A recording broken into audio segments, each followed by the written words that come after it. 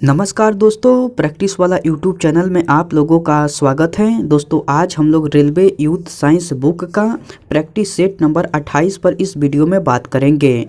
तो आप वीडियो को पूरा देखिए, आपके लिए एक एक सवाल इम्पोर्टेंट है। दोस्तों आपके एग्जाम में इस वीडियो से सेम टू सेम सवाल देखने को मिलेगा, तो आप एक एक सवाल का इम्पोर्टेंट समझिए और अच्छे से तैयारी कीजिए।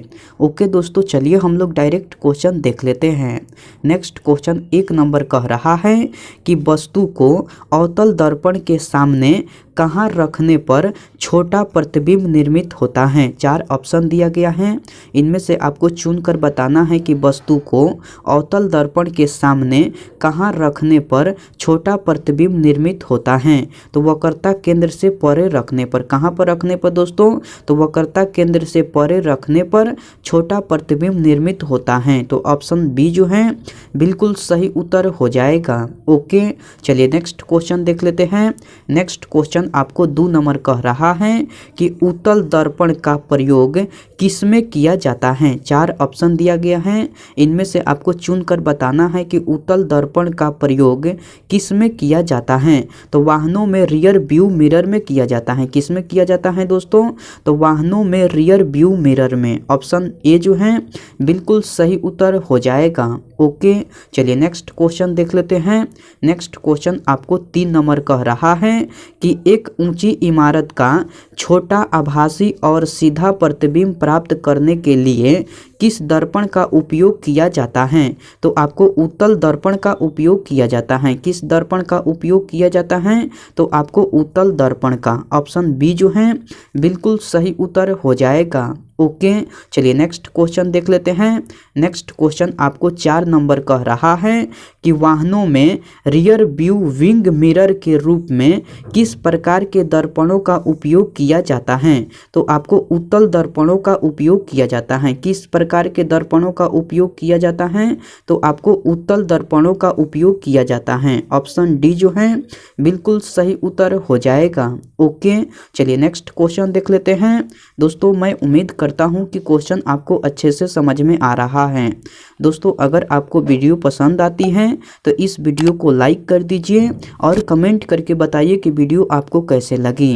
दोस्तों अभी तक आप इस चैनल को सब्सक्राइब नहीं किए हैं तो प्लीज़ इस चैनल को सब्सक्राइब कर लीजिए और बेल आइकन को भी प्रेस कर दीजिए। ओके चलिए नेक्स्ट क्वेश्चन देख लेते हैं। नेक्स्ट क्वेश्चन 5 नंबर कह रहा है कि जिस बिंदु पर सभी किरणें मिलती हैं को डैश कहते हैं। 4 ऑप्शन दिया गया है, इनमें से आपको चुनकर बताना है कि जिस बिंदु पर सभी किरणें मिलती हैं को क्या कहते हैं। तो उसे फोकस बिंदु कहते हैं। उसे क्या कहते हैं, तो उसे फोकस बिंदु कहते हैं। ऑप्शन डी जो है बिल्कुल सही उत्तर हो जाएगा। ओके चलिए नेक्स्ट क्वेश्चन देख लेते हैं। नेक्स्ट क्वेश्चन आपको 6 नंबर कह रहा है कि निम्नलिखित में से कौन सा दर्पण की प्रतिबिंबित सतह पर स्थित है। 4 ऑप्शन दिया गया है, इनमें से आपको चुनकर बताना है कि कौन सा दर्पण की प्रतिबिंबित सतह पर स्थित है। तो आपको पोल है। कौन है दोस्तों, तो पोल है। ऑप्शन सी जो है बिल्कुल सही उत्तर हो जाएगा। ओके चलिए नेक्स्ट क्वेश्चन देख लेते हैं। नेक्स्ट क्वेश्चन आपको 7 नंबर कह रहा है कि एक दर्पण के वक्रता की फोकल लंबाई और त्रिज्या के बीच संबंध है। तो आपको r बराबर 2f का संबंध है। किस प्रकार का संबंध है, तो r बराबर 2f का। ऑप्शन सी जो है बिल्कुल सही उत्तर हो जाएगा। ओके चलिए नेक्स्ट क्वेश्चन देख लेते हैं।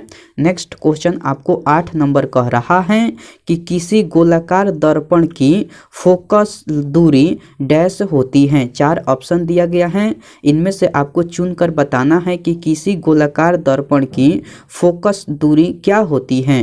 तो आपका सही उत्तर हो जाएगा इसकी वक्रता त्रिज्या की आधी होती है। किसी गोलाकार दर्पण की फोकस दूरी क्या होती है, तो इसकी वक्रता त्रिज्या की आधी होती है। ऑप्शन सी जो है बिल्कुल सही उत्तर हो जाएगा। ओके चलिए नेक्स्ट क्वेश्चन देख लेते हैं। नेक्स्ट क्वेश्चन आपको 9 नंबर कह रहा है कि डैश को एक अभिसरण दर्पण भी कहा जाता है। 4 ऑप्शन दिया गया है, इनमें से आपको चुनकर बताना है कि किसको एक अभिसरण दर्पण भी कहा जाता है। तो आपको अवतल दर्पण को एक अभिसरण दर्पण भी कहा जाता है। किसे कहा जाता है दोस्तों? तो अवतल दर्पण को। ऑप्शन बी जो है बिल्कुल सही उत्तर हो जाएगा। ओके, चलिए नेक्स्ट क्वेश्चन देख लेते हैं। नेक्स्ट क्वेश्चन आपको 10 नंबर कह रहा है कि दर्पण समीकरण के संबंध में निम्न में से कौन सा कथन सही है। 4 कथन दिया गया है, इनमें से आपको चुनकर बताना है कि दर्पण समीकरण के संबंध में कौन सा कथन सही है। तो कथन बी कह रहा है कि सभी दूरियों को दर्पण के ध्रुव से मापा जाना चाहिए। यही कथन जो है आपका सही है। तो ऑप्शन बी जो है बिल्कुल सही उत्तर हो जाएगा। ओके, चलिए नेक्स्ट क्वेश्चन देख लेते हैं। नेक्स्ट क्वेश्चन आपको 11 नंबर कह रहा है कि एक वक्रीय दर्पण जिसमें परावर्तन सतह अंदर की ओर वक्रीय होती है उसे कहा जाता है। उसे क्या कहा जाता है? तो उसे अवतल दर्पण कहा जाता है। मैं यह क्वेश्चन फिर से रिपीट कर दे रहा हूँ। क्वेश्चन कह रहा है कि एक वक्रीय दर्पण जिसमें परावर्तन सतह अंदर की ओर वक्रीय होती है उसे कहा जाता है। तो उसे अवतल दर्पण कहा जाता है। ऑप्शन ए जो है बिल्कुल सही उत्तर हो जाएगा। ओके, चलिए नेक्स्ट क्वेश्चन देख लेते हैं। नेक्स्ट क्वेश्चन आपको 12 नंबर कह रहा है कि सर्च लाइट का परावर्तक कौन सा है। 4 ऑप्शन दिया गया है, इनमें से आपको चुनकर बताना है कि सर्च लाइट का परावर्तक कौन सा है। तो आपको अवतल दर्पण है। सर्च लाइट का परावर्तक जो है आपको अवतल दर्पण है। ऑप्शन बी जो है बिल्कुल सही उत्तर हो जाएगा। ओके, चलिए नेक्स्ट क्वेश्चन देख लेते हैं। नेक्स्ट क्वेश्चन आपको 13 नंबर कह रहा है कि गोलाकार दर्पण की प्रतिबिंबित सतह के केंद्र को क्या कहा जाता है। 4 ऑप्शन दिया गया है, इनमें से आपको चुनकर बताना है कि गोलाकार दर्पण की प्रतिबिंबित सतह के केंद्र को क्या कहा जाता है। तो पोल यानी कि ध्रुव कहा जाता है। क्या कहा जाता है दोस्तों? तो पोल यानी कि ध्रुव कहा जाता है। ऑप्शन सी जो है बिल्कुल सही उत्तर हो जाएगा। ओके, चलिए नेक्स्ट क्वेश्चन देख लेते हैं।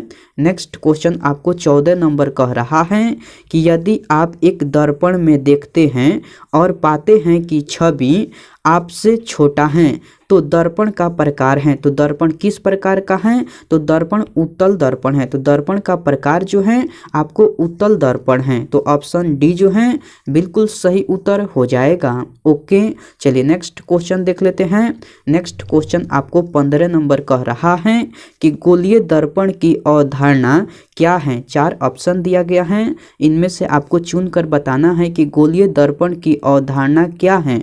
तो आपको प्रकाश का परावर्तन है। गोलीय दर्पण की अवधारणा जो है आपको प्रकाश का परावर्तन है। ऑप्शन डी जो है बिल्कुल सही उत्तर हो जाएगा। ओके, चलिए नेक्स्ट क्वेश्चन देख लेते हैं। नेक्स्ट क्वेश्चन आपको 16 नंबर कह रहा है कि निम्नलिखित में से कौन सा कथन सत्य है। 4 कथन दिया गया है, इनमें से आपको चुनकर बताना है कि कौन सा कथन सत्य है। तो कथन डी कह रहा है कि वक्रता त्रिज्या फोकल लंबाई के दोगुने के बराबर होती है। यही कथन जो है आपका सत्य है। तो ऑप्शन डी जो है बिल्कुल सही उत्तर हो जाएगा। ओके, चलिए नेक्स्ट क्वेश्चन देख लेते हैं।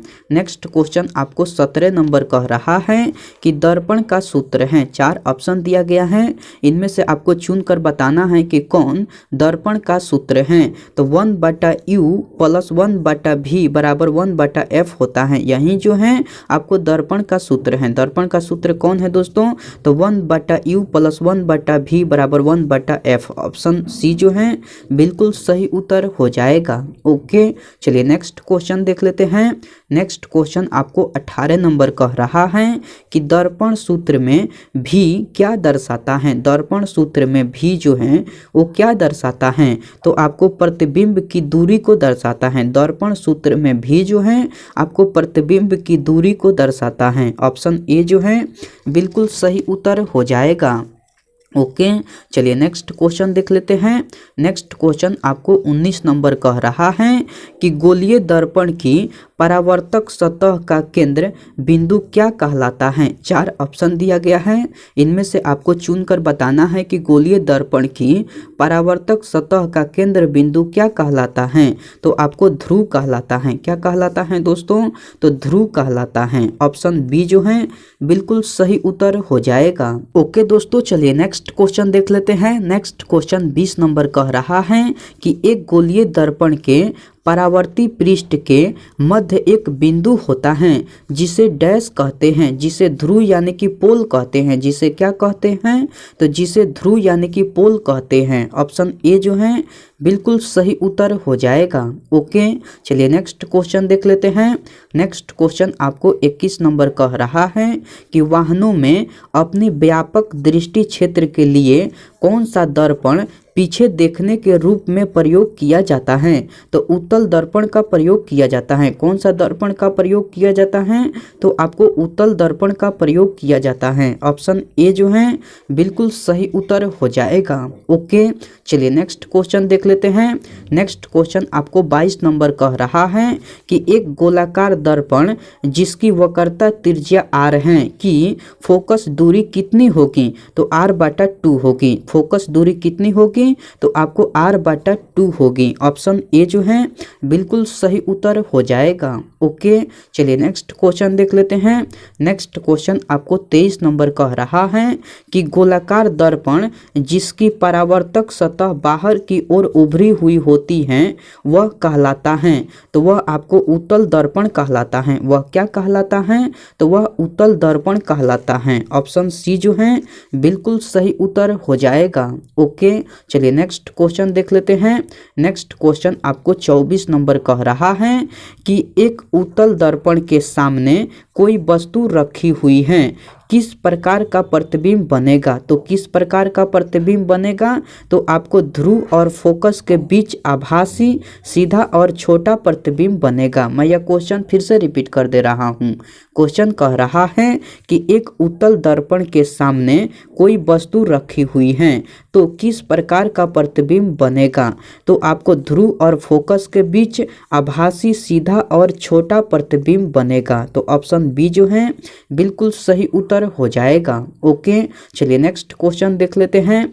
नेक्स्ट क्वेश्चन आपको 25 नंबर कह रहा है कि निम्नलिखित में से किसमें उत्तल दर्पण का उपयोग किया जाता है। 4 ऑप्शन दिया गया है, इनमें से आपको चुनकर बताना है कि किसमें उत्तल दर्पण का उपयोग किया जाता है।